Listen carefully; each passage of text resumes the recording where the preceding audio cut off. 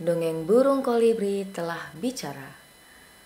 Penulis dan ilustrator Yonji Gong. Let's read the Asia Foundation.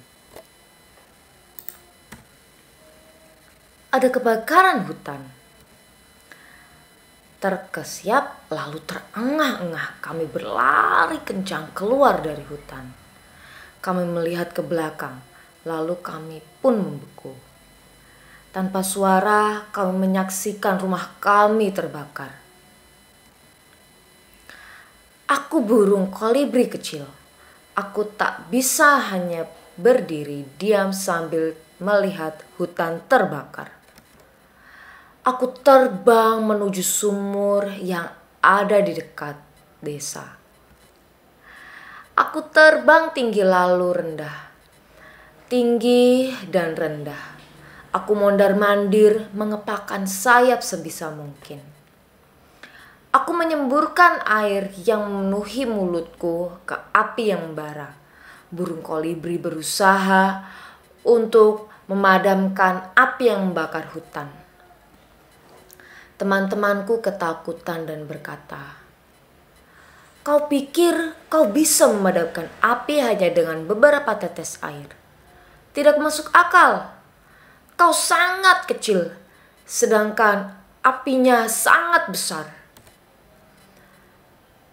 Aku memang kecil dan tak berdaya, tetapi aku tidak mau hanya berdiri sambil melihat kobaran api semakin besar. Aku berkata kepada semuanya, "Kulakukan yang kubisa. Kita tak boleh menyerah begitu saja." Burung kolibri memberi semangat kepada teman-temannya untuk tidak menyerah dengan keadaan. Ini boleh jadi hanya tetesan air, tetapi banyak orang di seluruh dunia yang menyebarkan dan menumbuhkan harapan. Inilah Wangari Maathai dari Kenya. Dia menanam jutaan pohon di sekitar benua asalnya, yaitu di Afrika, dan menyelamatkan banyak hutan. Severn Suzuki dari Kanada berpidato di depan para pemimpin dunia pada usianya yang ke-12 tahun. Dia mengumpulkan keberanian untuk berpidato tentang bagaimana seharusnya orang dewasa bertindak secara bertanggung jawab terhadap lingkungan di bumi. Pada 2007, warga Korea Selatan bersama-sama membersihkan pantai yang terkena tumpahan minyak terbesar di negara tersebut. Patagonia, sebuah perusahaan pakaian, mempertimbangkan lingkungan ketika hendak memproduksi pakaian. Mereka menggunakan bahan ramah lingkungan dan memiliki program kampanye memperbaiki pakaian yang sudah usang. Sutradara film dari Tiongkok, Wang Juliang, membuat film dokumenter tentang orang-orang Tiongkok yang membuang limbah yang bisa didaur ulang untuk menunjukkan bagaimana budaya konsumtif global mempengaruhi lingkungan. Berkat orang-orang berjuang demi lingkungan ini, kita bisa bernafas sedikit lebih baik. Hutan kita lebih sehat. Aku akan terus membawa tetesan air hari ini. Aku tidak akan berhenti menumbuhkan harapan di dunia ini. Banyak orang di seluruh dunia yang tidak berhenti mencoba melindungi lingkungan. Wangari Maathai, aktivis lingkungan, Kenya aktivis lingkungan dan politik Kenya.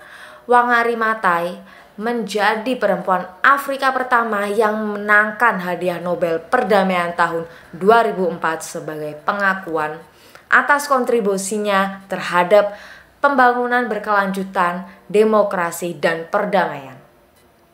Maathai memimpin gerakan Green Belt pada 1977 yang menanam 12 juta pohon di seluruh Kenya untuk mencegah terjadinya tanah tandus. Dia menanam sekitar 45 juta pohon sepanjang hidupnya. Severn Kulis Suzuki, speaker, peserta Kanada Severn Suzuki, seorang aktivis lingkungan Kanada, mendirikan Environmental Children Organization (ECO) pada umur 9 tahun untuk memberi tahu teman-temannya tentang pentingnya lingkungan. Saat berumur 12 tahun, dia berpidato di sebuah konferensi lingkungan internasional di Rio de Janeiro, Brazil. Di hadapan perwakilan dari seluruh dunia, aktivis lingkungan dan ilmuwan untuk memohon kepekaan mereka terhadap lingkungan. Sukarelawan sipil Korea untuk tumpahkan minyak di Tayan.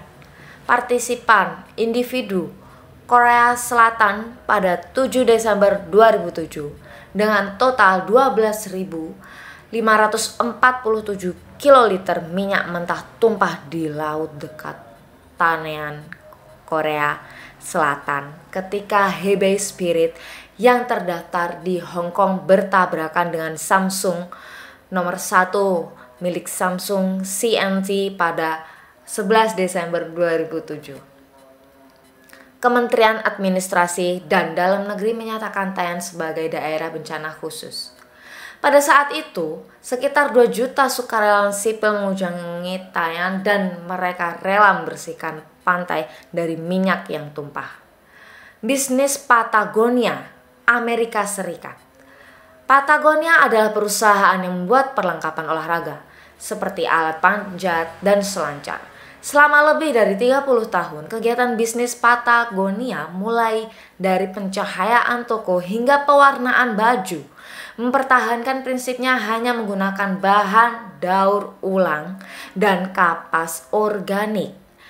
Patagonia meluncurkan kampanye Warm Wear yang membantu konsumen merasakan kegembiraan menggunakan pakaian favorit untuk waktu yang lama, menghasilkan lebih sedikit produk dengan memperbaiki pakaian yang ada dan pada akhirnya untuk meminimalkan kerusakan lingkungan.